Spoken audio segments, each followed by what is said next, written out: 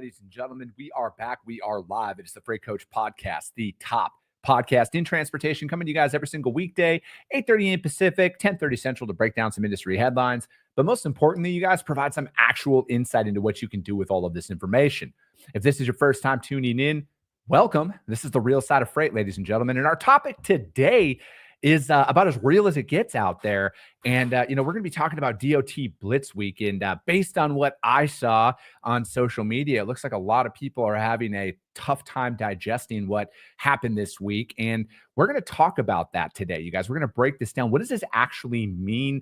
And then kind of what's going on out there in the market as a whole. And like I say, you guys, all the time, you guys, I only speak with transportation professionals on this show because there is no theory. These are people who are actually doing the job out there. And with that being said, I got my man Cody Koehler back on the show. Cody, what's up, buddy? What's going on, man? How are you? I'm great, man. How are you doing? Oh, dude, I'm doing fantastic. I'm we were texting yesterday about this, and I'm just really looking forward to breaking this down because it's scrolling through social media these last couple of days, you saw a lot of people who clearly have never been in a market where they've had any pushback on rates, any slight drop in capacity. And it was very evident out there. And, not everybody, right? And I get it. It sucks when, you can't just tell people what to do and make a bunch of money doing it. And, it's a tough pill to swallow. But for those of us who have been around the block for more than a couple of years, we all welcomed that happening, a lot more than we should. And, like the example, like when I was texting you, like, no joke, man. I had to make 50 outbound calls to cover 2 local loads for a customer of ours. It was, last minute opportunity. We work with these guys 12 months out of the year. So I'm not going to ever say no to anything. And, and we made 50 calls and we lost money on those loads, but I serviced my customer in that one because that's what you have to do in those moments. But I was just like happy. I was like in the zone. I'm like, dude, this is how I used to cover freight back in the day. Right. Man. So it was fun. Oh yeah. Blitz Week. I remember my first Blitz Week, and my VP at the time had kind of warned all of us on our previous week's call, like, hey, Blitz Week's next week's everybody, knows what that means. And I'm like, I don't fucking know what that means, right? Yeah. And he kind of walked me through it, but until you live it, that first week I was like, why can't, I'm used to covering these loads before 9 a.m. in the morning with my regular carriers, and all of a sudden nobody has capacity. And you go to the load boards and you're like, holy shit, rates are up $1,000 from where they were last week. Like, what's going on? When you live at that first Blitz Week, it can kind of be a gut punch, but it's part of the game. Like every May, you guys got to expect that. And then if you move, we move a lot of produce, so a lot of California freight. If you move California freight, you have the Diwali festival week, right? Which is like usually October, November. It's different every year. It's the same thing there. Like your capacity is going to shrink 30 to 40%. Your rates are going to skyrocket, but guess what? People at grocery stores still got to eat. People like houses are still being built, right? For the freight that you're moving. Projects are still being done. Like that freight still has to move, but that's the week that you got to really prove your chops as a broker. If you can't come through for your customer on those weeks, you don't deserve to make profit off of them the rest of the year, quite frankly. Trust me, I'm in your customers' ears, you guys. I'm just throwing that out there. You and me both, buddy. Cody is in their, especially if you move produce. Cody's definitely in your customers' ears out there. And again, I'm not here to come out here and laugh at people and say I told you so or anything like that. But at the end of the day, you guys, this is like, you need to look at that. Like if you struggled this week at all, you need to look at it from this perspective only. There are clear gaps in your approach, and that is a very clear indicator of what can happen. I don't know if the market's going to flip in a couple of days or a couple of weeks. I'm not going to be an idiot because I don't need your guys' clicks to post some outlandish shit. But what I need you guys to be prepared for, though, is that is a very real situation of what a carrier market looks like.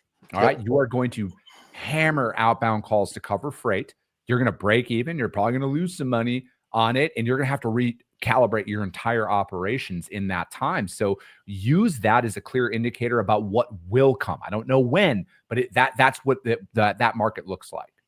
Yeah. In fact, I was watching the e-carrier check guys this morning, right? And I asked a question on there, like, did you guys see a major uptick on your platform during Blitz Week? And they were like, it was like Christmas for us. It's like this and holiday weeks is like, you can see just the usage go through the roof. And for me, the reason I asked that is because you got to start thinking, if you're being reactive to these weeks instead of proactive, you're losing. You're already losing, right? Like, so to your point, you got some gaps in what you're doing. You should be using products like eCarrier Check and Highway and a couple others, and to do your sourcing all year long. So just because you had an easy time a week ago covering loads doesn't mean you get to sit back on your hands and not still be reaching out to carriers who potentially could be running the lanes that you guys are always running. You need those backups. You need carrier 1, 2, 3, 4, 5 on every single one of your power lanes, right? And if you're not, then you guys are going to be suffering the same way that I saw a lot of people on social media this week, same as you, Chris.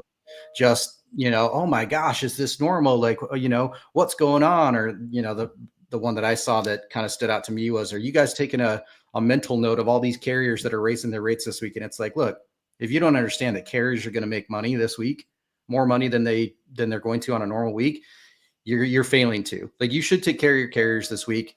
If they're giving you capacity this week, the same amount of capacity they were the previous week, you should expect a premium on it. And I'm not saying that you should be happy to pay it, but take care of your carriers when you need to. Yeah. That's dude, I saw that post. I saw that post and I'm like, dude, that is so ironic that there's a broker out there saying, oh, take mental notes of what these carriers are doing, as they're probably the ones who are posting shit for $1 exactly. a mile and $1.20 a mile for full truckloads, like, again, partials, different situation there. But it's like, dude, I see some of this stuff. And again, like, from a competitor standpoint, you guys, trust me, I'm salivating at this shit. When I see stuff like that from a competitor, I'm like, I'm going to fucking decimate you. All right. I truly will. The real players in this industry, this is what we've all been waiting for. We've been waiting for this to happen, because this is when we can show and shine with a lot of our customers, because, there's going to be new lanes that come up. Because again, it's like, hey, we have established carriers. Awesome. But do you have them for every lane? What are you going to do if you have to source new capacity for a new opportunity that comes your way? My example, it was an existing customer of ours. We've worked with them for over 3 years. I've never moved that specific lane for them. So I didn't have any carriers on that one. It was a local load. It was like 130 miles. But again, we went out there and we made it happen, and we serviced our customers. And that's just the approach you need to take. Because again, I feel like a lot of people like sit in the transaction, Cody, and they're like, oh, we're going to lose money on this one. But they don't look at the fact that they hypothetically made 10 grand on that account the last month. They're just looking at how much am I losing today, and I don't want to lose money. Oh yeah.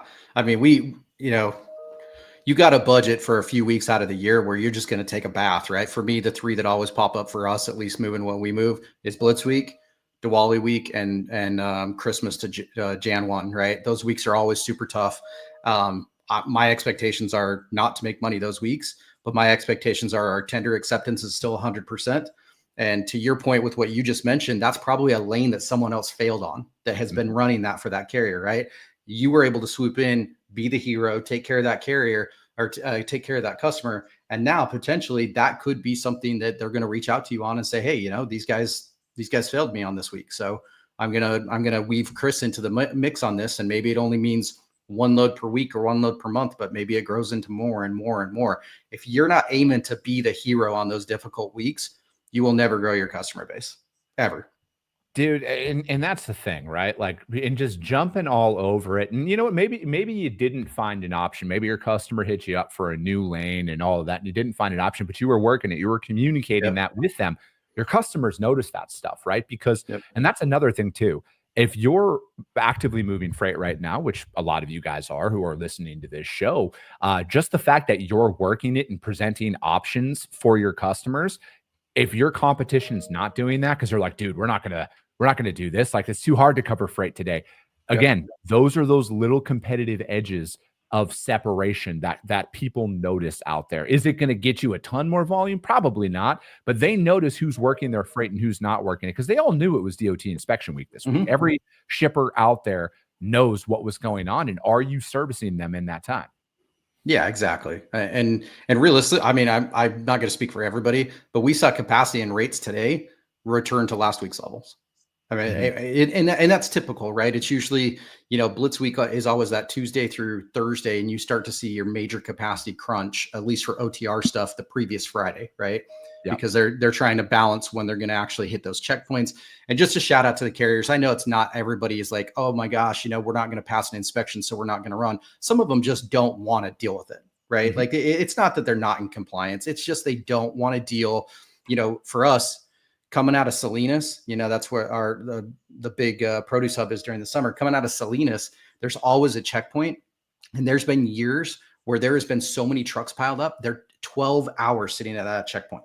Yeah. So like there's a lot of carriers that just don't want to deal with that shit. And that's where your 30 to 40% dip in capacity comes from. There are some that are out of compliant. We all know that, but like it is what it is. But like you guys just got to understand how to work it. And then so that Friday is when you start to see that capacity crunch. It all bleeds off until about Thursday. The last day of the Blitz, you actually see capacity start to come back in because they know they're probably just going to go get loaded with something. And then they'll sit until midnight and then they'll boogie out. Right. Yeah. And they won't hit any checkpoints after that. So guys, just plan it. Like if this was your first Blitz week, lesson learned, take your black eyes, take your lumps. But to Chris's point is like, don't fail your customers. These are the weeks that you guys can really shine. And if you don't, there's plenty of people like Chris or myself or my team and Chris's team that will absolutely, for lack of a better term, we're going to put our foot on your throat and we're going to go for it. Right. Like we're not going to shy away from the opportunity. And I mean, that's what we're all here for. So, just keep it up. But I mean, lesson learned, definitely learn from this year. I saw way too much on social media about people complaining, oh my gosh, this is a lane that normally runs at 2,500 and I'm getting 2,900 quotes. And I was like, $400? Yeah. $400. Are you kidding me? You should see some of the OTR crap we got going like coast to coast that are up $3,000 this week, like what the hell? It's just, I don't know, rookies, I guess. Right. Dude, it's the truth, man. And from my from my perspective, I look at it like this. I truly look at it as from a sales perspective here. Like if you're out there and it's also very clear on who's not cold calling and not actively developing business when they're out there complaining about this, right? Because it's like if you've actively cold called again, even if it's just at the half of the level that I do. So it's like, again, not here to brag, but I make 55 cold calls every single day. Business freight permitted, shit happens. I can't sit here and say every single day, but when my freight and our freight is moving and we have the time, we are dedicated to developing new business during our off time with that. And for the amount of like that I saw out there of those posts from individuals, Cody, they're clearly not selling. They're clearly just managing a book of business because it's like, dude, lose $400 on a load for an existing customer, fucking done. Right. Sign me up for that all day. Sign it up. I will do it and move on because if you're actively cold calling and prospecting, that it's a 99.999% we're good right now when you're talking to people. And so it's like, I would never risk that especially for a couple $100, man. Yeah. Does it suck? Of course it does. But no, like I've said before, and I'll say it again, none of you complain when you make $1,000 on a load or $500 on a load. Zero complaints. On the contrary, you're fucking chest bumping each other. You're high-fiving each other about how great you are. And if you're that good, you better be good enough to lose $500 on a load. Easily. Yeah. It's an investment, right? Like this is an investment in your partnership with your customers. You got to take it in the pants on certain times during the year, knowing that, especially if you're dealing with 6-month or 12-month long contracts, like who cares? A week is, a drop in the bucket in the grand scheme of things at that point in time. You guys it is so hard to get contracted freight, right? It is so hard to work with some of these enterprise guys that everybody wants to, they're all chasing the same guys, right? Like it's so hard. So if you guys fail those guys, trust me, I was on the shipper side for 12 years, right? Well, 13 years technically. And we used to have what we refer to as fuck it Fridays, right? Where it's like you get 20 loads that you thought were covered. All of a sudden a carrier or broker fails and it's 3:00 in the afternoon, you're pulling your hair out and you're like, fuck it. And then that's when as a broker, if you have made those cold calls and you've built those relationships, even if you're not moving any freight with them, that's your opportunity. But don't be the guy dropping those 20 loads unless there's a really good reason. I know shit happens, right? But like, don't be that guy just because you're going to lose a couple bucks. I know several brokerages out there, especially large ones, that literally say you cannot lose money on loads. So, if you're a sales rep and you're being told you cannot lose money on a load, and you have a contract and you run into a week like this week, I don't know how they operate. I don't know how. I wouldn't last as a sales rep doing that, right? Because to me, it's always an investment. It's like, you got to take your licks and take your black eyes, because at the end of the year is all that matters, right? If you make money on the account at the end of the year, who cares if you have a couple loser weeks? And that's exactly it, right? If you look at the rolling 12 months and say you made 50,000, but you lost $5,000 in the year, again, you paid $5,000 to make 50. I will give anybody $5,000 today to get $50,000 back. Like, right? Sign me the fuck up to that, right? Yeah. And again, but I think it's just to the point though that it just shows you how the market has been for a very long time. It's been really easy to cover freight, and I talk about this often. When it's easy, you forget what it's like, or maybe you've never experienced it, right? And what you were saying earlier was a great point. Maybe this was your first real DOT inspection week. Maybe you came into the industry in 2022, 2021, and it's been easy to cover freight. There hasn't been a ton of pushback. This is what, and if you followed my show for any amount of time, this is what I'm describing. All right. These last couple of days, this is exactly what I've been describing out there of how a market shift can start. All right. Because is this going to be prolonged for an extended period of time? I'm not here to say yes or no, but this is how things start. Okay. So we had Blitz week. Now, what comes up here in the next couple of weeks? Memorial Day. There will be rate compressions. There will be capacity around compressions around then. Then the 4th of July hits. And I want you guys to pay attention to this, all right? Because no talking head in freight will tell you this at all, because they don't fucking know. This is what are the clear indicators of a true national market shift, is how long does it take to bounce back? Yep. All right. So from the inspection week perspective, if you see capacity crunches going into next week and elevated rates going into next week, and then it starts to dissipate off at the end of next week, which I don't think it will, because it rolls into Memorial Day. I think this next stretch of time is kind of a clear indicator. If there is no change at all, if it is like Cody was saying earlier, it might snap back to normal, I think we're good. All right. This will continue down. But if it doesn't, and then it stretches out past Memorial Day, that is your indicator that capacity is starting to dwindle out there. Is it a full-fledged market shift? Absolutely not. But those are those indicators. Now with the 4th of July, same situation. Pay attention to those little things. How long does it last when rates spike and capacity drops? Is it a week? Is it 3 days? Is it 2 weeks? Start paying attention to that and how long it takes. And then those are those indicators, you guys. No data out there is going to be able to show that and tell that, because data is all based on past, and it's a controlled future guess. But that right there is the real nuts and bolts of how you can tell. Yep. And most data is an average of an average, right? And we know how that dilutes down the reality of it. And one thing I'd like to add to that is the severity of those peaks, right? If it's very severe during those peaks, even if it's a small amount of time, that tells you how fragile it is, right? If it's just a small, Blitz week, if you see a 10, 20% increase, to me, that's an easy Blitz week. Like that's tame compared to a normal one. But if you're seeing rates spike in 50, 60, 70% on some lanes, that's telling you that is a very, very, very fragile market. And all it takes is a little tiny tip, and then it's over. Right. So, I have no idea, but you are absolutely right. From Blitz week through July 4th, it's always a rough 6-week stretch.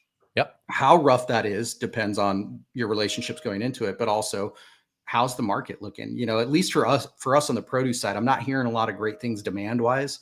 Unfortunately, from a lot of the growers, I'm hearing a lot of products sitting or getting shipped to processing plants, getting frozen, getting canned, stuff like that. The fresh demand is definitely not what it was last year.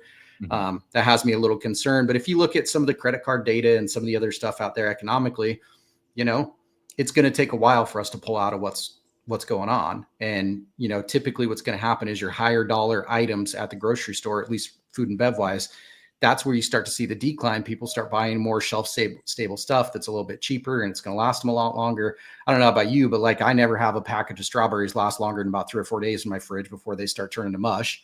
48 hours max. Yeah, exactly. But I keep 3 or 4 bags of frozen strawberries for my smoothies all the time, right? So, that's where we're seeing a lot of that. We have warehouses as well, and we're seeing our turns have drastically decreased this year. So there is product that's sitting an extra couple days in warehouses compared to last year. That's indicative of demand being lower. So, it is what it is. I mean, every industry is different, but at least on the fresh produce side, we are seeing a very weak demand season, which sucks because this is the first year in 5 years that we haven't had any water issues, either flooding or drought. So we actually had a great harvest. This is the first year that we had such a good harvest. And, probably 30 or 40% of it's just not even, in demand right now. So it kind of sucks, but it is what it is, man. It's freight. Yeah, dude. So how do you shift from what would you recommend out there to any, say produce carriers or produce brokers as well, who are sales reps? How would you prospect new business saying all of this, right? Do you shift everything over to the frozen and like the preservatives and everything style shippers and then start going after them? Because do you think that there might be some incremental increases in demand with that? Definitely, especially down the line, right? As all this stuff's going to get flash frozen or canned, it's going to sit for a while, right? But when that demand is going to pick up, because it probably is showing it. I haven't looked at the data from the actual Grocers Association yet, because they usually every month they'll release like, did center store grow? Did dairy deli grow? All that fun stuff. I haven't seen the latest data on that, but I definitely would. I mean, right now it's very difficult to land new customers anywhere, but fresh produce is very difficult because the demand's not there. However, if you haven't expanded, into some dry goods or frozen or dairy, deli, meats, there's always a bull market somewhere. Yeah. There's, and you just got to find it. So you got to have a really solid book of business, but I would definitely recommend you guys, if you are a produce broker or produce carrier, to start expanding your horizons a little bit, because the sources that I work with are saying that the projections for this summer is not good from a demand standpoint. They're saying worst in 10 to 20 years, some of them. Mm-hmm. So definitely expand your horizons, guys, because I don't think it's going to get any better between now and the start of Yuma season. Yeah, it's and just speaking on the flatbed side of things, the open deck side of things, from a business development standpoint, it is identical to everything you're describing right there, Cody. There's actually muted peak seasons. Like a lot of our prospects that we're talking to on a weekly basis, because we've been, we obviously make cold calls, you guys. So we've been talking to them since January and February, and they had all originally said, they're like, hey, mid to late March, early April, that's our busy season. Stay in touch with us. We're expecting that. And it's been muted, man. We're talking to them now and they're like, dude, we should be booked up solid right now. And they're like, we're just not there. And that's building materials, that's precast concrete, that's pipe, and that's construction equipment. Those are the main kind of commodities that we're really going after. And that's what we're being told right now as well. So from a business development standpoint, I truly feel like everybody at the end of the day, I know the rejection sucks. All right. I know it's the worst feeling in the world. All right. Because it pisses me off too, ladies and gentlemen. I'm a human being. And I know that I can add value to my prospects, but I also understand that at the end of the day, not everybody is going to want to onboard you. So again, you got to stay in front of people, because I feel like this, if anything, if I'm looking back over these last couple of days, I truly feel I feel way more optimistic about things changing than pre-Blitz week. Like that to me was kind of an indicator, Cody, on if it was going to be, the status quo for the rest of the year or not. And I got a little happy when I saw those posts out there, and I was out there making outbound calls to cover freight. I was getting excited about that because I'm like, dude, this is exactly what we need to happen. And again, be prepared, you guys, because when I see people talk about a market shift from a broker's perspective, I don't think they're actually understanding what that market shift will look like, because it will be continued rate compression from a broker standpoint, because customers are going to dig their heels in.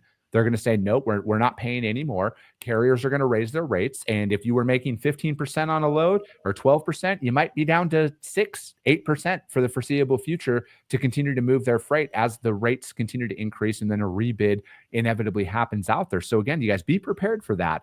And then be prepared to make outbound calls to cover freight, because that's what it's going to take in these next. And who knows, man, there could be 3 straight years of that. You never know. What if this next market lasts just as long as the one that we are currently in, which has been essentially going on for 4 years now? Yeah, exactly. That's what you keep hearing, is this is the longest down to the right we've seen in a long time, right? Even though we're kind of in that trough area right now, that can last for a while. But if we see the same length of time with everything going up and to the right, like, what are you guys going to do if you guys aren't prepared for that? Everybody who came in during COVID or came in right after COVID, yeah, like, that's not real brokering. I mean, quite frankly, it's not, right? Like, if you haven't, everybody pre-COVID knows, brokering is up. It's a heart monitor, right?